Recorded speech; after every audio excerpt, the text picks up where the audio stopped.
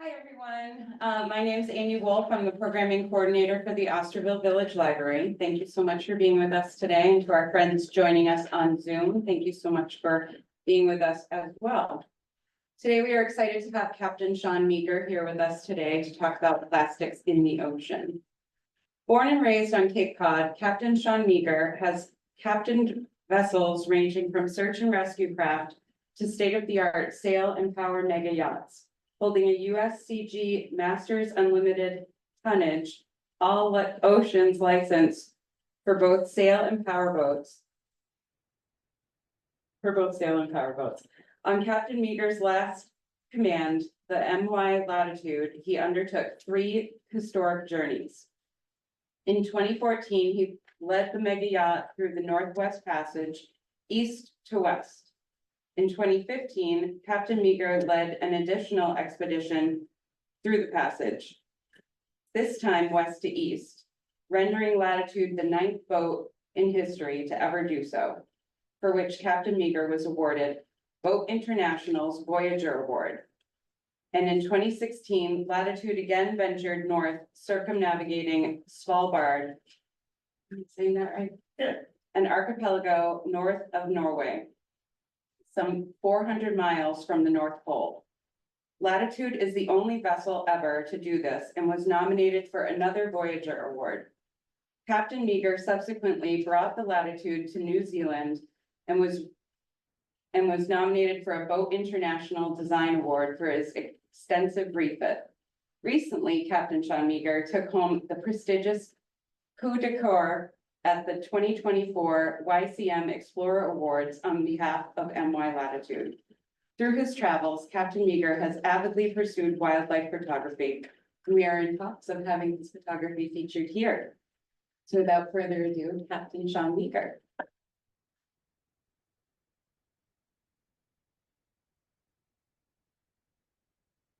So I get asked to do a lot of talks on a lot of different subjects, ranging from voyages that I've done, again, notably to the Northwest Passage, a lot in Southeast Asia and the South Pacific, dealing with like indigenous tribes and such. I get asked to talk on management. I'm doing a talk at the Harvard Business School this April on management practices, which I implemented in extreme environments. Like, how do you put together a team that goes through the Northwest Passage? How do you pick the right types of people? Now, throughout all those voyages, the one thing that was a constant that I noticed was plastic in the ocean. And because of that, I've been asked to do talks about plastics on the oceans. Now, my theory behind well, not theory, but my attitudes and viewpoints may be a little different than kind of what a lot of my contemporaries and what mainstream thought has. But bear with me. So as I was telling you earlier, what this talk's going to consist of is a little bit about my observations, how plastics are made, where they come from, and then we're going to talk about different solutions. And my clicker does not work. So that's okay though. We have a plan B. No, we don't. Anyway, plan C. There we go. So what's the whole this doomsday device everybody's talking about? It's plastics is gonna kill us. George Carlin joked that, we shouldn't be worried about so much about the plastics because the earth needs plastics, and billions of years after we're gone, the earth will still be here, as will plastics. Now, you notice these little numbers, we're gonna talk about that. These are important. We're gonna talk about those later. Do you know what those numbers are? So when you look at a plastic bottle or any type of plastic, it's going to have a number on it, and it's going to tell you if it can be recycled, how it can be recycled, and if it's safe to be recycled. This is the problem that we're looking at right now, is plastics in the ocean. It's a giant time bomb waiting to go off. Actually, it already has gone off. I just like that. I like that slide a lot, because it really does tell the story that we're up against. And some of the most dramatic examples of plastics that I've seen were in the Arctic and the South Pacific, two places where you don't have a lot of human activity. I was in the Tuamotus diving a reef, and I was pulling potato chip bags off the reef. And we were thousands of miles away from anywhere in that particular island. Where I grew up here on Nantucket Sound. My very first boat that I got was a laser. I got better, as you can see, over the years of sailing. And I can just tell you, just from my own observations of sailing here from when I was 8 years old to now, the amount of debris and plastics that I've seen has grown exponentially. I was talking to this gentleman earlier, and he was just saying he's walking on the beach in Katuitt, and he's just continually picking up trash off the beach. I was on a beach in Mexico, this is in Cabo a few years ago, and as an experiment, I stood up and I walked a straight line. It was about 100 feet to the beach, and I had a cup. And by the time I walked just that line, I filled that entire cup up with little bits of debris and stuff that you really wouldn't notice. And that I don't remember 30 years ago. It's just gotten worse. I sailed in the Mediterranean. The Mediterranean gets very like a lot of the water doesn't get in and out. A lot of the stuff is stagnant there. It's super clear water, but the harbors are just choked with trash. And they've got some really interesting, the Dutch especially have built some great kind of big pieces of machinery that actually will scoop up the trash. In Monaco, in the corners, they have these little containment units that pick up trash. And I've got to admit, when I first started cruising in the Meds in the late 90s, things have started to improve just through the efforts of all the modernized countries in there. They have started to clean up those beaches. In the Bahamas, again, the trash that I'm seeing on the beaches, again, remote islands, has grown exponentially over the times when I first started cruising there in the 90s. The Arctic, where I took latitude on top, and where I took this boat, Bravo Eugenia, up into Norway, we were finding, in latitude especially, we're up by the North Pole, and we're finding plastic in pieces of ice and on ice floes. Now, a lot of it was fishing gear you got from Russian fishing fleets, but still, we're finding plastic in places that generally only polar bears live. And finally, the worst was South Pacific and Southeast Asia. Spent 3 years in Vanuatu, Solomons, Fiji, those Pacific islands, in Thailand, and we were finding tremendous amounts of trash in there. Again, the Tuamotus, again, finding potato chip bags. This right here was in Indonesia, and that's a picture I took off the internet, but that's not an exaggeration. I went and anchored in a harbor in a port called Kupang, and got the tender as close as we could and waded through a scene just like that to get in, and was peeling ramen noodle bags off me as I was going into the shore. Now, culturally, I think I know why the third world is a little bit more accepting of plastics than we are. I think we're about 50 years ahead of them in our mindsets. But first of all, we're going to discuss, like, what exactly are plastics? And this is, of course, one word. Yes, sir. Asking, just so you know. Plastics. Exactly how you want. Say, great future of plastics. Think about it. What do you think about it? Yes, I will. I'm sad. That's a deal.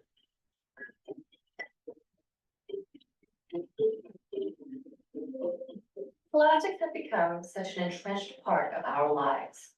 But what exactly is plastic? And how is it made? Before plastic became so ubiquitous, it underwent a transformation from being a strictly natural product to being synthetically and widely produced. Some of the earliest uses of plastic date as far back as 3,500 years ago, when the Olmecs of Mexico used naturally occurring plastics sap from gum trees to create rubber balls. During the mid-19th and 20th centuries, synthetic plastics like celluloid and bakelite made their debut and were used for decades. On the molecular level, plastics are made of polymers, which are long, flexible chains of chemical compounds. This structure allows plastics to be easily molded and shaped, especially under heat and pressure. Unlike the rubber used by the Olmecs, most of today's plastics are man-made and derived from fossil fuels. Crude oil and natural gas are primary sources as they provide a cheap alternative to plastic made from plants. The first step in the production of plastic is the extraction of crude oil and natural gas from the ground. From there, the fossil fuels are sent to refineries where they are converted into several products, including the building blocks of plastic, ethane from crude oil and propane from natural gas. Ethane and propane are then sent to a cracker plant to be cracked or broken down into smaller molecules. Ethane produces ethylene and propane becomes propylene. Next, a catalyst is mixed in, which links the molecules together and forms polymers called resins.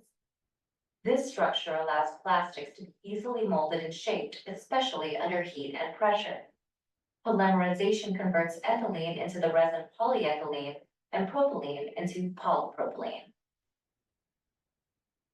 These resins are then melted, cooled down, and chopped up into pre-production plastic pellets known as nurdles.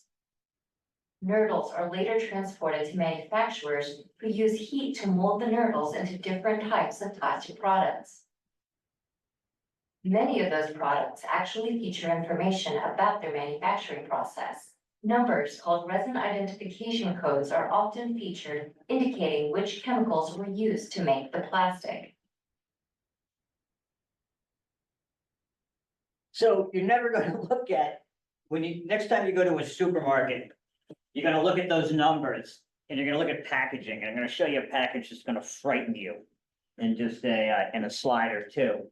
But basically, everything that we consume it eventually winds up in a landfill.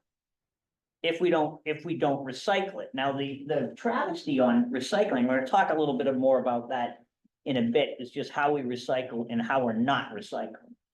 But anyway, plastic resin identification codes. This one is basically telling you, like 7 is, that's when you've heard of like BPAs and everything. 7's the one that has all the BPAs. So it's not easily recyclable. And when they do recycle it, it's turned into like electronics, housing, and auto parts. It's something that you're not gonna be actually touching. Now, this is, bear with me, I get 2 more videos, but this is a good one about those numbers.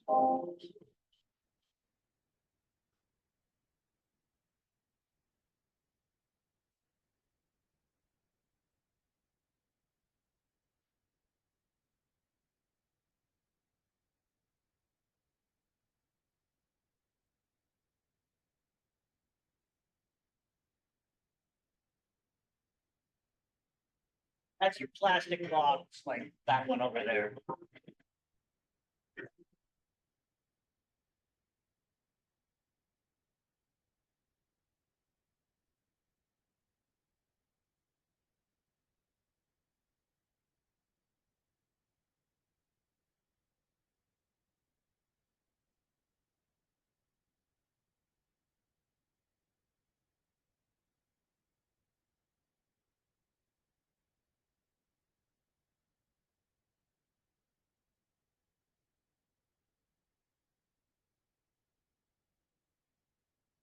And 4 or 5 are 2 of the more pervasive ones. That's why they're banning plastic bags, because they don't go away. That's your takeout containers right there.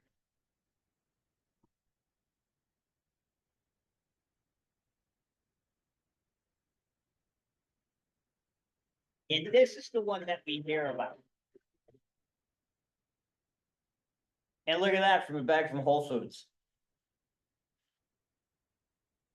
GMO, vegan, organic, filled in a bag, filled with BPA, which leaches BPA and chemicals into food. It just, once you start reading the packaging and understanding it, you really start looking at things differently. As I go take a drink out of my plastic bottle. What's the number on? The number on this one's a 2. Two. Yeah. And so this one is. Yeah, this one's actually made already from recycles. This is when they can recycle and reuse these. But only 5% of all plastics are actually recycled. Now, do plastics cause genetic mutations in cancer? The answer to that question is yes. This is the BPA one, that's the bad one right there. Birth carriages, birth defects, and cancer. And how they discovered this is fascinating. I had to look up what, still can't pronounce that name properly, but I had to look that up. But that's where it causes an abnormal number of chromosomes. Now, the findings was by accident. Scientists started looking at, trying to find a correlation between, okay, what's causing all of this? So they started doing experiments on mice. And what they found was it wasn't what they were feeding them. It was the actual cage that the mice were in. Now, the cage itself was benign, but they started washing it with detergents, which had a chemical reaction, which released the BPA. And then that also happens too with PVC pipes. So that's oftentimes the PVC, in older houses or in water systems and stuff, the chemicals that leach out of there are really, really bad for you. This I have no scientific foundation for at all, but it's the plastic piping that they're building a lot of the houses with. When I built my house, they said, oh, you're gonna, I asked a plumber for a quote on what it was gonna cost me. And I said, is that copper? He goes, no. And I said, well, I want copper in my house. And he was like, why? And I said, because I can taste the plastic in some piping, and I could.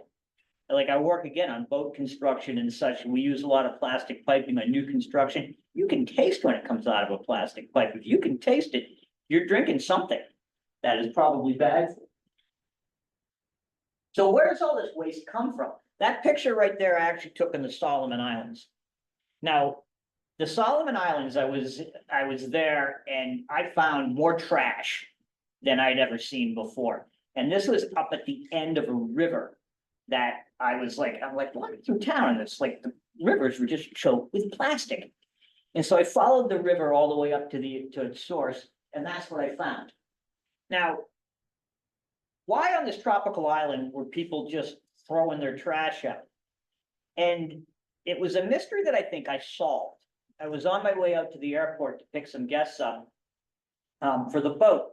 And I'm driving out there, and there were there's a big dirt road, a couple miles long, and the entire road was lined with food vendors.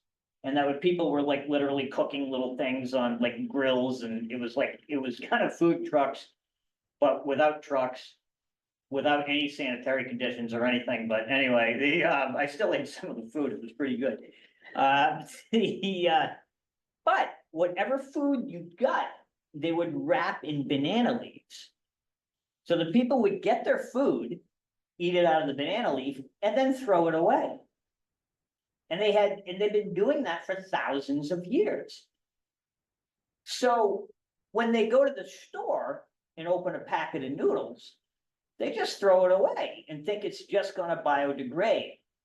But it doesn't, obviously.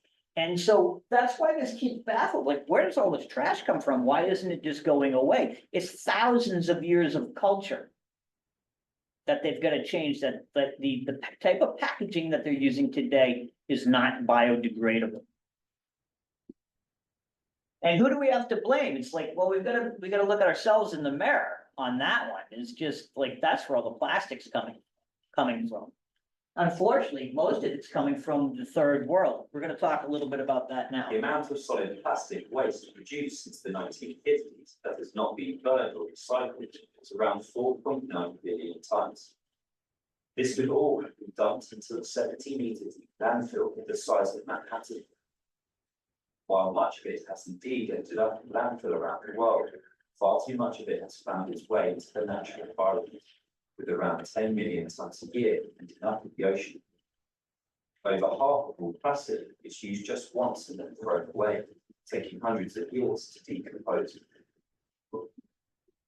Apart from the perception that plastic waste is ugly and unnatural, it has also been known to harm marine animals.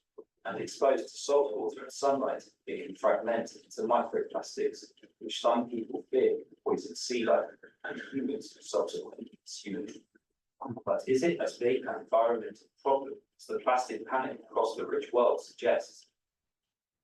Plastics account for just 10% of the 1.3 billion tons of waste produced globally every year. Air pollution is blamed for 7 million deaths per year worldwide. Ocean acidification, the result of man-made carbon dioxide emissions, is disastrous for coral reefs and many other forms of sea life. In any case, efforts are being made to improve the situation, or at least lessen the impact of plastic. In 2008, Rwanda introduced strict laws banning plastic bags, and many countries have since followed with similar initiatives. In December 2017, 193 countries committed to a UN plan to stop plastic waste entering the ocean. To eliminate plastic waste reaching the natural environment, it must first be collected. In developed countries, virtually all of it is. But 5 countries in Asia are dumping more plastic into the oceans than the rest of the world combined. If the world wants to tackle plastic pollution, then it should first concentrate its efforts on the biggest culprits in Southeast Asia. Until it does, all other efforts will be a drop in the ocean. And that's true. It's just in my experience, you get in the modernized world that I'm seeing less waste. And most of the waste that I'm seeing are the really bad photos that you see, or like where the trash years happen, which I've been to. That's all coming from Asia. And you can see, like on the first little square up there, that's plastic particles of 0.3 millimeters up to 1 millimeter. And that's the spread all the way from Asia right over to the California and Mexican coast, mostly on the coast of Mexico.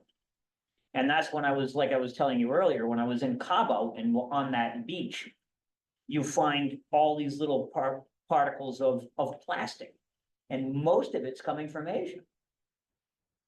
And then as the parts get bigger, they usually tend to stay closer and closer to where they originate.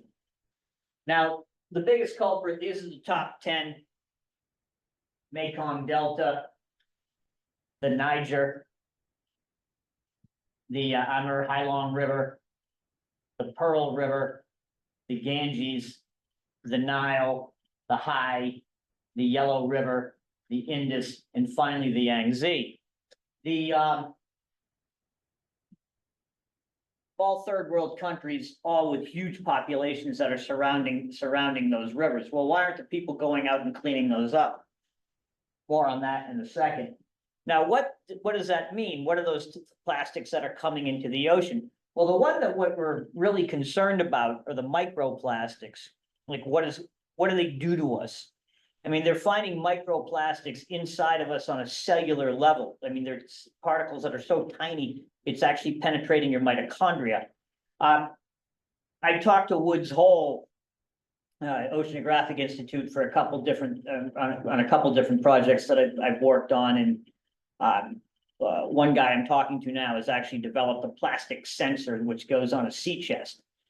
George knows what a sea chest is, but anyway, a sea chest is where all the water comes into the boat, which cools the engines and the generators and such, or air conditioning.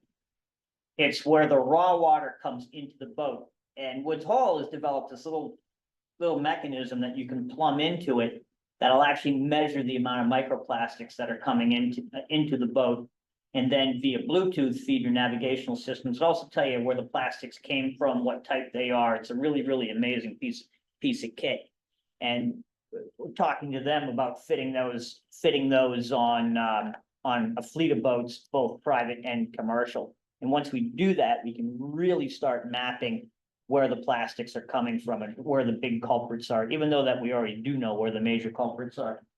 The other thing with microplastics too, and this is something that I learned after the Fukushima disaster, it was a time we were going, it was the first Northwest Passage I was doing, and I knew I was going to be operating in the Pacific Ocean. And my question was, this is because they were detecting radiation from Japan on the shores of California. I thought, if I'm making water, because that's something that we do on board the boats, is we can desalinate water through a reverse osmosis plant. Am I making radioactive water? And so I talked to the guy who was in charge of the Fukushima disaster at Woods Hole and asked him that question. He said, no. He says, you're fine, you're up, the type of radiation that they're finding is actually it stays very deep and then comes back up, where you guys are gonna be, you're gonna be okay. And then I asked him, I said, that radiation's also gonna be going through the plastic gear. Is it possible that it's actually absorbing radioactive material? And that question, he said, well, that's a good question. He says, yes, there are certain plastics that are more prone to absorbing all sorts of nasty stuff, including radiation. And then I thought to myself, I go, well, are we then making water out of radioactive microplastic particles? Anyway, you can go down that rabbit hole, but microplastics are definitely bad. We haven't really even, there's a lot of research that has been done on the effects of microplastics on your body. Again, that's a whole different subject. We could talk hours about that. There's a lot of different opinions, and I urge you to go find out on your own.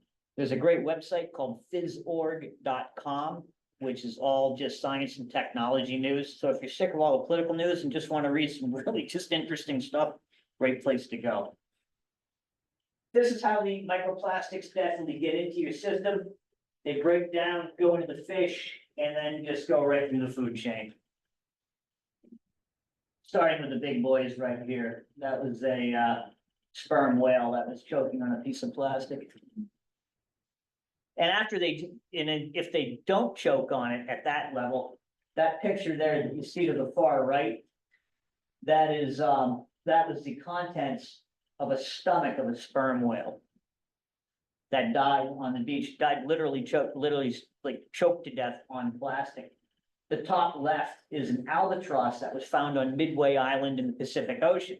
And that's how much plastic that albatross had ingested. And then finally, that lower one is from a plastic cleanup that an organization called Ocean Voyages did. And they found that's part of the trash gear in the Pacific Ocean. They found that seal tied up in that fishing nets. Those are ghost nets. And ghost nets are also very bad for not only shipping, but fishing and all sorts of things. But we do have a mechanism for finding those ghost nets. Now, we've spun a lot of doom and gloom, and it feels like, what are we gonna do? The one thing that I do know that human beings are resilient, and there is always the silver lining, though it does feel, like we're riding an atomic bomb into oblivion and into a plastic apocalypse. I don't share that opinion. I really don't. I do think there's a silver lining. I do think that as human beings, we've definitely shown that we are survivors and there is a solution. Now, part of the solution obviously is recycling. Right now, we're not doing our job. This is a great article by Douglas Main. I'm not going to put the whole thing up. It's a fairly long article. MIT Technology Review is also another great resource. You get one free article. So if you click on that, you only get to read one, but that's a good one to start with. And Plastic is cheap to make and it's shockingly profitable and it's everywhere. And that's the problem. Plastic is profitable. But greed is good. And that's how we're gonna beat the plastic problem. So about 15 years ago, I'm at dinner with one of the senior researchers from Exxon Oil, and his job was alternative energy. And I asked him, I said, how much oil do we have left? And he goes, 30 to 40 years of stuff that's easily drilled. And I said, well, what are we gonna do about energy? And he says, don't worry about energy. He says, there's stuff that you haven't even heard of. That's also I'm the marine and undersea advisor for a company called Engineered Fluids. We make something called the single phase dielectric fluid, which is non-toxic, biodegradable. You can actually drink this stuff. It's used in immersion cooling for electronics. It makes current electronics and energy way more efficient. There's solutions, there's people coming up with stuff. He says, don't worry about it. And I said, what's the problem? And he goes, well, the problem's plastics. And I said, well, what do you mean? He said, well, he says, we do not have a good substitute for plastics. And that's when the light bulb went off. And this is the thought that I had. When the price of oil and natural gas becomes so high that it makes it producing plastic not cost effective, and there is no good substitute for the product, recycling will become one of the biggest businesses on the planet, and I firmly believe that, and I am not the only one of that opinion. New York Stock Exchange, publicly traded companies, last economic downturn during 2008, the big one, a lot of companies tanked. Not the recycling companies. They all stayed pretty much the same. They have actually continued to grow.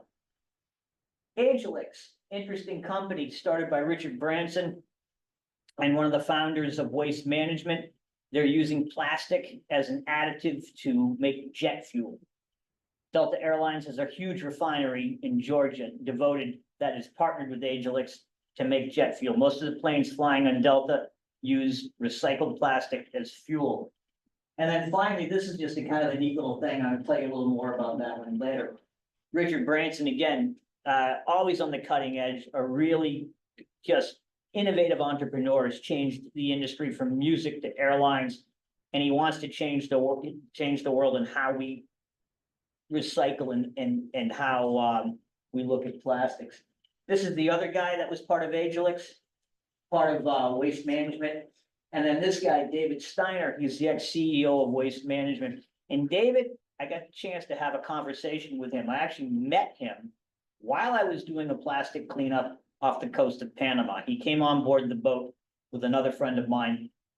And who I knew, I didn't know David at the time. And he said, I said, you're David Steiner. He says, yeah. I says, how do you know me? I said, you used to be the president of Waste Management. He says, yeah. I said, you've done a lot of really innovative and interesting things when it comes to waste. He says, thank you very much. And I told him about my theory about the price of oil. And he said, yeah, you're absolutely right. He says, I own most of the landfills in the US. When the price of oil reaches a certain point, he goes, I will double my money. He says, currently right now, he's got $13 billion worth of plastic in the ground. He says the day that oil reaches a certain point, recycling will kick in because will be no longer cost effective to make new plastic out of a resource which is rapidly dwindling.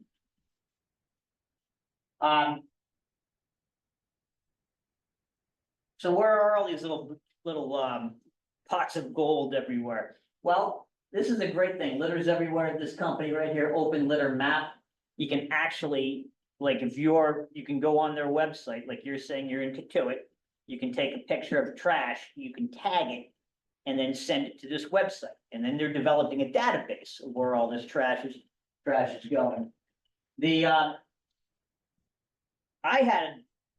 One of the things that I've always done, and when the boats that I've been captain of, it's like I always try to leave, or I tell my crew, is we always try to leave the beaches better than what we found them.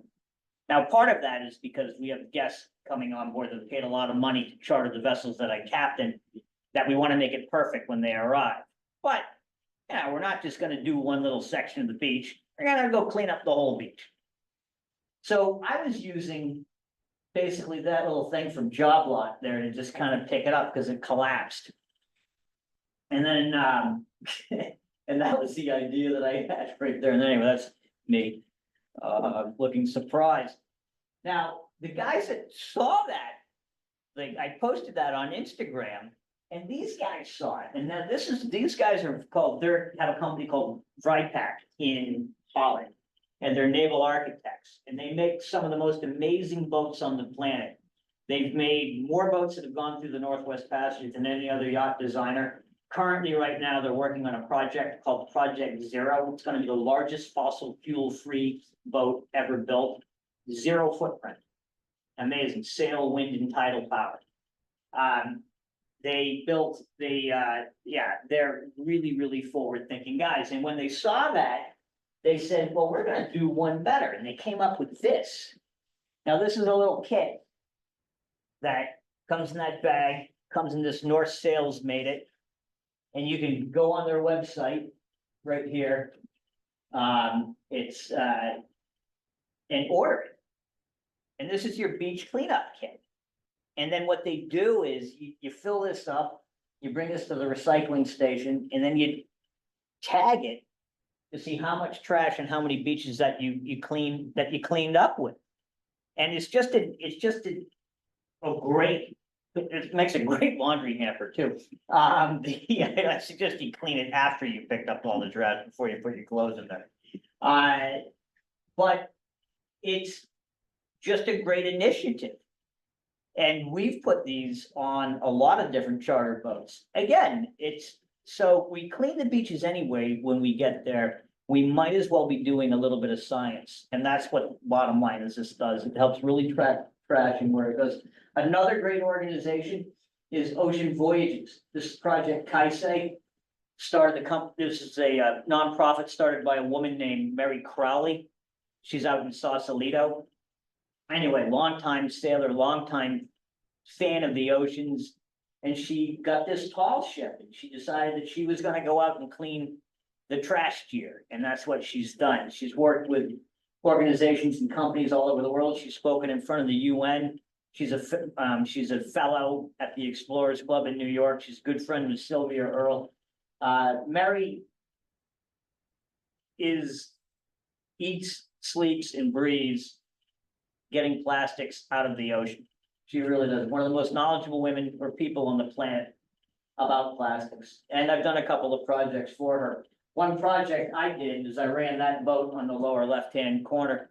I took it from Honduras all the way to Costa Rica and did a bunch of plastic cleanups. Now, on board that boat, this is what I was saying. Remember I was talking about ghost nets? Well, if we weren't able to, say you come across the ghost net, and you don't have the wherewithal or the facility to haul this giant net on board, what you can do is if you have one of these units right here, is you just clip it on. And then it's satellite tracked so that when the plastic boat, the big boat, can then go and find it. Or the data that we get for it it's been fantastic because we can see where that ghost net, now we can follow it and see where it goes. And if it's going in a direction, it's generally there's other plastic and other debris that are going to be going in that direction. So when we have plastic cleanup boats that go out there to clean up that debris, we have track lines that we can follow and it makes it easier. Closer to home, right down the street, you have the Barnstable Clean Water Coalition. I'm sure Z Crocker would love a good plug. Well, anyway, there's your plug. But really great organization. They're doing a lot here on Cape Cod to clean up the waterways. Plastics cleanups are not their core mission, but it is a part of it. And if you want to do something that's close to home or give money to a good organization, they're a good one. They're a good. Barnstable Land Trust is also another great organization on Cape Cod that's helping preserve a lot of the land down here. And then finally, on the yachting side, organizations that you wouldn't think of being environmentally friendly, or this is the super yacht industry. You know, I'm a member I'm a member of the yacht club de Monaco. And, which I always like, I always think that Groucho Marx line, I go, he'd never want to be a member of a club that would have him as a member, but anyway. The Monaco Yacht Club is a really, really interesting organization. Prince Albert is very concerned with the environment. He spends a lot of his time for environmental causes. Monaco is one of the cleanest, most well-run places on the planet when it comes to waste management. And they do a lot of good. Super Yacht Group, again, Super Yacht Times, Boat International, 3 magazines that again extol a lot of great, have a lot of great environmental. They print a lot of good stuff about the environment and about the stuff, not necessarily about the environment, but technology that can help the environment. And again, the New York Explorers Club goes without saying, a fantastic organization. I'm a member of the New York Explorers Club and also the St. Francis Yacht Club of San Francisco. All great organizations. Some of the big boat manufacturers, again, you think of them as, we're just building big toys for rich people. Couldn't be farther from the truth. Fedship, Ocean Co, Domino's, Lursen, I don't have Lursen up there, but they all have whole departments within their shipyards that deal with nothing with environmental issues. A lot of the yachts get a bad rap. There's a talk I'm going to give in Monaco in a couple of weeks, and it is changing the image of yachting. And I don't think we need to change the image of yachting. I think sailors, just in general, are conservationists and are the most concerned about the water and waterways than really any other people on the planet. And the tech that comes out of yachting, especially the really the wilder stuff, has a trickle down effect, which affects the commercial shipping industry and the recreational boater industry. The big yachts really, I can honestly say, have 0 footprint. When I was on Latitude, we were up in the high Arctic. There was not a drop of oil or waste that went overboard that you wouldn't have drank on there. And that's the type of equipment that we have on board those boats.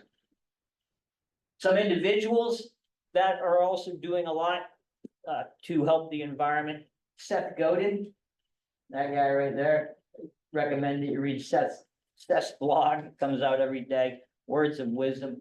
I don't know how many books that he's read. Interesting cat. He was offered, I'm probably going to butcher this story, but when Yahoo started up, they offered him a piece of Yahoo and he said no. And he goes, after that, he says, if you say no to $1 billion, you can say no to anything. And the projects that he's chosen to do, he truly believes in, one of which is the Carbon Almanac. And again, I recommend that book. It's on Amazon, or you can go to SethGodin.com, but a lot of great information. Carl Allen, right here, has a fleet of vessels. He's also done more for marine archaeology than I think any other individual yacht owner I know has. And Neil Fidani, owner of Latitude, Rose Dahmen with Dahmen Yachts. Ron Hollins designed some of the best sailboats on the planet. And of course, Marnix and Bart from VREPAC. It's like all passionate about the ocean, preserving the oceans, and making the products and vessels that they produce better for the oceans. Now, what can we do? Well, as individuals, I think the first thing is just start picking stuff up. I mean, it's like I'll be out and I'll see some trash and I'll just pick it up and I'll put it in the trash can. It's as easy as that. If you want one of these kits, I recommend it. This is a beach cleanup that I did. That's what it looked like before, and that's what it looked like after. And that's where it all starts. The actual recycling, will it take care of itself? Yes, but we're in a period right now when we're gonna need some help getting this stuff out of the oceans, and that's where it really all comes up to you guys. just leave you with one final quote. So we are called to be the architects of the future, not its victims. And then here's a bunch of articles and other stuff that I've cited. Anyway, thank you very much. Answer any questions that you may have.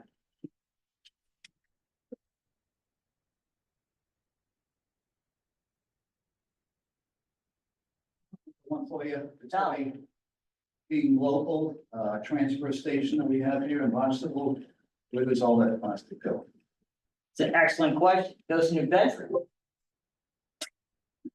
And- And that's, you know, so when I was. Like, I did, again, the plastic cleanup that I did in Costa Rica. And they made the Costa Rican government made a big deal of, we were cleaning up this island. We took 6 tons of plastic off this little island that looked like Jurassic Park. We brought it in, there was fanfare, there was press, and I went, where are you gonna bring all the trash? And they were like, don't look for that, the man behind the curtain. And then I said, well, what are you gonna do with it? And they said, well, we'll bring it to a landfill or a transfer station. And that's what's happening right now. It's like it's like all the trash and everything that we're collecting now. They bring it to a transfer station or they bring it to a processing plant. We used to ship everything over to China. And they got sick of taking our plastic because they got no room for it. You know, plastic, China has some of the worst environmental stuff that you never hear about. There's a whole lake in China that is filled with disposable diapers. They're just throwing everything in there. Mexico is another place too, is become like a dumping ground for the United States. So in New Bedford, are they stockpiling it or are they recycling it? No, it just gets packaged and gets ready to go and then goes elsewhere. Gets shuffled around. Now, I don't have a good answer for that. Yeah, because I'm wondering, like, the gentleman you mentioned that is in the, Waste management. the fuel business there and everything, he's stockpiling all this stuff on his property, it sounds like, and when the proper time comes, when we run out of fuel or whatever, it would be. Well, what we've done now is like, you'll notice you go to all the dumps that here on the Cape Cod, they're just big, all grassy, they put little golf courses on top of them. And they're just filled with plastic. And when the switch gets thrown, which I believe it will someday, we will open up those hills and start pumping plastic out. Let's hope that happens. In the meantime, I don't know what the environmental cost of that's gonna be. Yes, At my condo association, which I'm chair of, we used to have, our recycling was one slot for clear glass, one slot for colored glass, one slot for newspapers and tin cans. Now the company says just put it all together. Are they actually taking it and sorting it somewhere? theoretically. Again, I don't have a good answer. Yeah. And I've asked, believe me, and I've asked the same question. It's like, I don't have a good answer. Glass is much easier to recycle than plastic. But I don't know. And they're like trash sorting equipment's become much better. But there's a whole other thing. It's like, how much water are we using to clean all this stuff? I mean, like all these resources are becoming finite. There's gotta be better ways to just handle it. And unfortunately, like the only thing that gets humans going is pain or money. And altruism is a nice thing, but it's third. In the third world countries, like people that are living on pennies a week or whatever, and you're gonna say, can you go clean up the beach? And they're like, you're gonna pay me to clean up the beach? In Mexico, I was thought to myself, how I would handle that would be if I was the Mexican government. I would go to the hotel chains and say, okay, we're gonna fine you. You don't have to clean up the beach, but we're gonna tax you for how much plastic that we find on those beaches.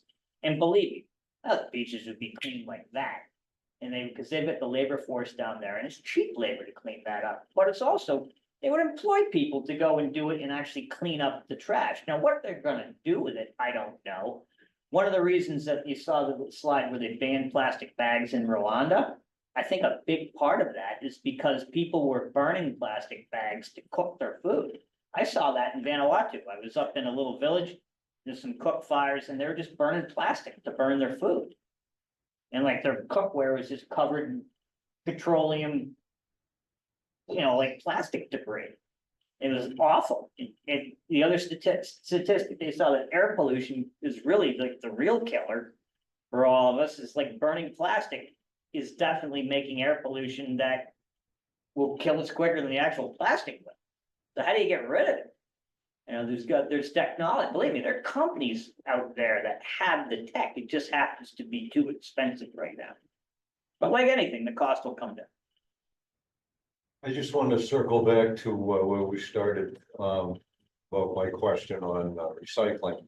But I'm gonna recap it a bit for everybody. I'm finding 98% of what I find on the beaches at Katuitt is stuff that does not have a deposit on. I'm just wondering if they increase the scope of what had deposits, maybe more would get returned. So there was a company in Asia that was, they had like vending machines on there that they were buying plastic by the pound. Is that Norway or something? No, this is in South, this is in Malaysia. Okay, So, Norway, I've got it in Sweden and Norway, how they handle their, actually, Sweden is buying trash from Norway to create energy. They actually do burn trash and plastic to make power. And they're so efficient that they ran out of trash. And they had to go to Norway. Now, much smaller populations than elsewhere in the world. Why they don't buy trash from China, I don't know. Maybe they are. But to get back to you say to monetize picking up trash, yeah, there are vending machines that were in Malaysia. And so basically, I think IBM was the guys that built it, but you'd go in there, you'd give them certain amount of trash, and it wouldn't give you money, it would give you phone credits, like on a phone card, which is just as good. And then people could communicate with that, and actually it was popular, but it never really took off, because what was happening is like, they were collecting all this trash, they didn't know what to do with it. And that seems to be the problem. Once China stopped taking everybody's trash, then no one knows what to do with it right now. Now, if there's anyone out in Zoom land that has better solutions for that, I'd love to hear it. Or anybody in general has solutions for that, I'd love to hear it. the only thing I was gonna add was, like you said, depending on altruism, not to be cynical, but that's not gonna cut it. But it appears to me that anything that has a deposit on it is being brought back by the consumer, or I've seen the homeless collecting it. One way or the other. Wholeheartedly agree. You have to monetize the solution. You really Yeah, do. the other thing is I'd actually talked to a couple of entrepreneurs and a banker, and we wanted to do a digital currency based on plastic. And the more plastic that you collected, the more of that digital currency, like it would be like a Bitcoin, but it would be like a plastic coin. And waited, so you could collect it via that way. And we wanted to open it up to organizations like the Boy Scouts or sailing camps or whatever, and then that they could use this virtual currency and then go buy equipment. So you could go to like a Patagonia or an REI and, the Boy Scout groups of the sailing camps and say, we collected this amount of plastic. They'd be like, great, that's worth X amount of life jackets to you or whatever. And, yeah, and it's like anything, it's just, you need a real benefactor to go after a market like that, to set that up, to create the infrastructure for that. And I've had to talk to a lot of people that have had a lot of great ideas, but to implement them takes a lot. It would take someone with the financial means and the vision to do that. But it's gotta be a back end for those guys as well too. It's like, it's gotta work. It's gotta work as a business. On the side of caution too, Sean, because I've run into the same thing down in Costa Rica and Panama, and cruising down there, we generally do a beach cleanup, for our guests as well. But to look out for sharp objects and needles are the big thing. So if you're cleaning up a beach, I'd say just be very careful with what you're touching and what you're picking up. Oh, yeah, no, ironically, it's like I found more needles in, Seattle than I ever have on a beach. It's like, it's just you're 100%, the medical waste that's an entirely different problem and entirely different. Yeah, it used to be, there was a scandal maybe a few decades ago, where there was a company that was contracted to get rid of medical waste from the state of New York, and they were just literally going 3 miles offshore and just dumping it. And all the needles, syringes, and IV bags and everything were just washing up onto the beaches. Question on desalinization that you talked about too, with micro plastics going through that. I mean, you put a light bulb on my head as soon as you said that, because I mean, look at the cruise industry right now, all the big ships and Yeah. everything that are desalinating their water, and so it's microplastics that are going through that system. And it's, Oh, yeah, so there's different to, and even like, so, I mean, you have to go to like 1,000 micron filter, but then your plant isn't that efficient and I've been dying to hook. Well, the problem, like, different types of listen, it's not like you can take a Geiger counter and go over run it by running water and see if you're getting radiation. We had, like, part of the Fukushima thing, actually Project Kaisei, when they went out to the trash gear, Woods Hole had them collect water so that they could then analyze it to see if it was radioactive or poisonous or such. But the test that they had to do was in a laboratory setting. There wasn't like a quick scanner that could test like on the fly. Because that was my idea, is like, well, shoot, we'll put radiation or plastic detectors in the sea chest. And the tech's not quite there yet. Plastic detection is getting there. Radiation detection, I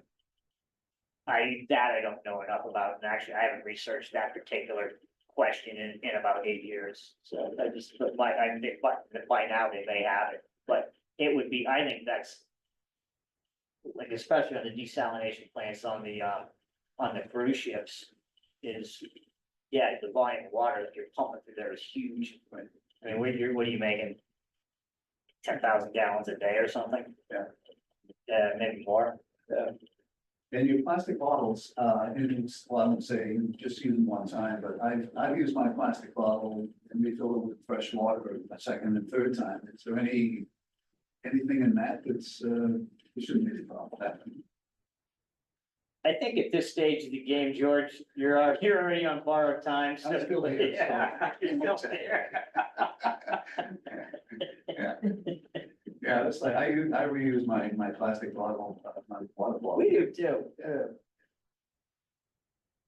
On those numbers on the bottles, obviously we want to avoid the 7 with the BPA, but should we be trying to look for ones that are the lower numbers? Yeah, like the 2 is like, basically, the 2 is good. And that's commonly the most recycled one. And then the other ones, there's like, it's basically, the number doesn't denote a toxicity. It just denotes what the original plastics, it's what the materials it's made from. So there's processes that can make those chemicals inert or safer. And that we again, that's a whole nother discussion. It would be like, so all that says, all those numbers mean are what chemicals were made to make that particular type of plastic. And then, so like basically science has shown that if this particular chemical, BPA being the real notorious one, is the causality is that it did cause birth defects, it does cause cancer. So you want to stay away from anything with BPA. There's the other thing is like you can look at like Teflon pans. Is like if you have people that have birds or reptiles, they say don't cook with Teflon because the off gassing from that Teflon kills them. Like I had a woman that had a pet, like knew one that had a parrot. She bought a Teflon pan, didn't think, her literally dropped dead in the same room. And been using Teflon for years. I mean, I don't use Teflon at home. Like I'll use like, stainless or copper or something else. I'm just not a big fan of non-sticks or coatings. I can look in just the industry. Like part of what I do is we do oftentimes we'll refit the vessels or do a lot of maintenance on these boats, and the coatings and paints, which sometimes are a form of plastics, are flat out toxic. I was doing a refit in New York one time on this boat called, creatively enough, the New Yorker. And we were putting coatings on the galleys. And so I was a project manager. My job was to label everything on board this 475-foot ship, which actually was a fun job. And they also stuck me with this one job of putting this coating on the galley, on all these galleys. We had 5 galleys on board that boat. So I remember I read the can and it said, like, how sometimes it says may cause cancer? This said will cause cancer, will cause brain damage. And it said, gave us the suits that you needed to go to apply it properly and how much time you needed it to cure. And I went, okay. And so I remember I went to Brooklyn to go buy the place to buy the suits. And I said, what suits did you have? And he had all the suits hanging on the wall. He had 1 to 5. We needed the 4. So I said, what's the 5? And he goes, oh, that's the top of the line suit. He goes, that'll even handle nuclear stuff. And I said, all right, give me 24 of the 4s and 1 of the 5s. And he goes, let me guess, the 5's in your size. And I went, yup. So I got the guys all set up, and they were from Panama City, Florida. And I had caught nice guys, but you could tell that they had sucked in one too many paint fumes, because they were telling about like the birth defects. That one guy was telling about the birth defect that his daughter had, was born without an arm. And another guy is saying, oh yeah, my daughter was born blind, and all these other defects that are happening. And one guy I just found staring at the door holding a paintbrush. And I said to his foreman, I go, what's up with him? And he tapped him on the shoulder. He says, Cooter, do you get the brain lock? He goes, yeah, I got the brain lock real bad. He goes, okay, you go down, sit down on this can. He just couldn't move. He was paralyzed. But anyway, so I got these guys, got them all rolling out. I said, it's super flammable also, by the way, so no smoking. So I went up to the bow, 475 feet away from the stern. And then as these guys rolled out, and I did some stuff, and I came back, and they'd done their jobs pretty quick. And I got up to the top deck, and I hear country music playing. And I go up, and I see all the suits in a pile, and they're rolling out the deck smoking cigarettes.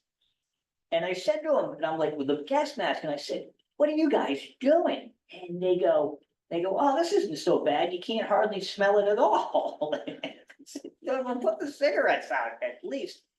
But then it took like, theoretically, you could be there 48 hours afterwards, but the off-gassing, you could smell these galleys for like the next 2 weeks on board, just like, in who knows what type of long-term effects that had on everybody that was involved in that particular project. I think of that sometimes just with myself, like, that I put a time bomb just being around all the different solvents and everything that we use on board the boats. And I used to be a lot freer and a little more careless than I probably should have been. And the more that I read, the more I'm like, oh, this is just bad stuff. But then there's the stuff that's just even in our own houses that is just bad for us. And you get, like, especially on Cape Cod, we've got increases of cancer and all sorts of stuff that happens. And is it the water? Is it the jet fuel in the water? Is it the chemicals underneath our sinks? Is it the dry cleaning fluid in our clothes? Or is it a combination of everything? And at one point, where's the tipping point? So if the one thing that you can do, again, that you can actually see is like just pick up a bottle or pick up a piece of plastic and get it off the streets and put it away for maybe someday where we actually can reuse it, and that day is coming, then that's a good start. Anyway, thank you very much. Okay.